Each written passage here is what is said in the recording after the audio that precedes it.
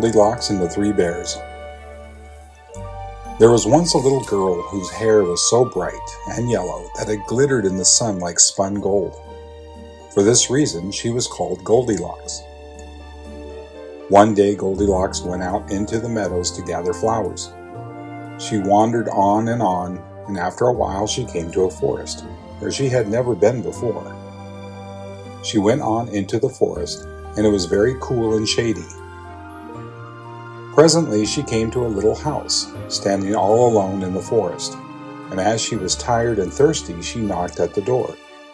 She hoped the good people inside would give her a drink, and let her rest a little while. Now, though Goldilocks did not know it, this house belonged to three bears. There was a great big father bear, and a middling-sized mother bear, and a dear little baby bear, no bigger than Goldilocks herself. But the three bears had gone out to take a walk in the forest while their supper was cooling. So when Goldilocks knocked at the door, no one answered her. She waited a while and then she knocked again. And as still nobody answered her, she pushed the door open and stepped inside. There in a row stood three chairs. One was a great big chair, and it belonged to the father bear. And one was a middling-sized chair, and it belonged to the mother bear. And one was a dear little chair, and it belonged to the baby bear. And on the table stood three bowls of smoking hot porridge. And so, thought Goldilocks, the people must be coming back soon to eat it. She thought she would sit down and rest until they came, so first she sat down in the great big chair, but the cushion was too soft. It seemed as though it would swallow her up. Then she sat down in the middle-sized chair, and the cushion was too hard, and it was not comfortable. Then she sat down in the dear little chair, and it was just right, and fitted her as though it had been made for her. So there she sat, and she rocked, and she rocked, and she sat, until with her rocking and her sitting, she sat the bottom right out of it. And still nobody had come, and there stood the bowls of porridge on the table. They can't be very hungry people, thought Goldilocks to herself, or they would come home to eat their suppers. And she went over to the table just to see whether the bowls were full. The first bowl was a great big bowl with a great big wooden spoon in it, and that was the father bear's bowl. The second bowl was a middle-sized bowl with a middle-sized wooden spoon in it, and that was the mother bear's bowl. And the third bowl was a dear little bowl with a dear little silver spoon in it, and that was the baby bear's bowl. The porridge that was in the bowl smelled so very good that Goldilocks thought she would just taste it. She took up the great big spoon and tasted the porridge in the great big bowl, but it was too hot. Then she took up the middle-sized spoon and tasted the porridge in the middle-sized bowl, and it was too cold. Then she took up the little silver spoon and tasted the porridge in the dear little bowl, and it was just right. And it tasted so good that she tasted and tasted and tasted and tasted until she tasted it all up.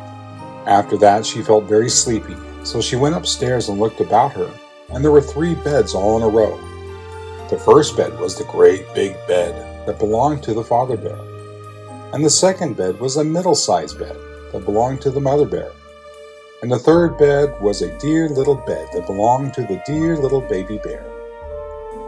Goldilocks lay down on the great big bed to try it, but the pillow was too high, and she wasn't comfortable at all. Then she lay down on the middle-sized bed, and the pillow was too low, and that wasn't comfortable either. Then she lay down on the little baby bear's bed, and it was exactly right, and so very comfortable that she lay there until she went fast asleep.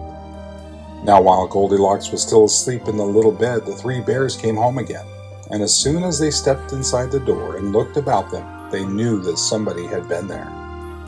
"Somebody's been sitting in my chair," growled the father bear in his great big voice, "and left the cushion crooked." "And somebody's been sitting in my chair," said the mother bear, "and left it standing crooked." "And somebody's been sitting in my chair," squeaked the baby bear in his shrill little voice, "and they sat till they sat the bottom out." And he felt very sad about it. Then the three bears went over to the table to get their porridge. "What's this?" growled the father bear in his great big voice.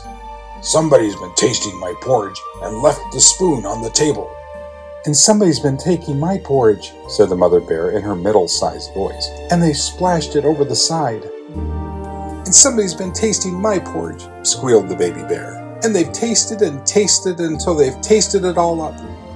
And when he said so, the baby bear looked as if he were about to cry. "If somebody's been here, they must be here still," said the mother bear, so the three bears went upstairs to look. First, the father bear looked at his bed. "Somebody's been lying on my bed and pulled the covers down," he growled in his great big voice. Then the mother bear looked at her bed. "Somebody's been lying on my bed and pulled the pillow off," said she in her middle-sized voice.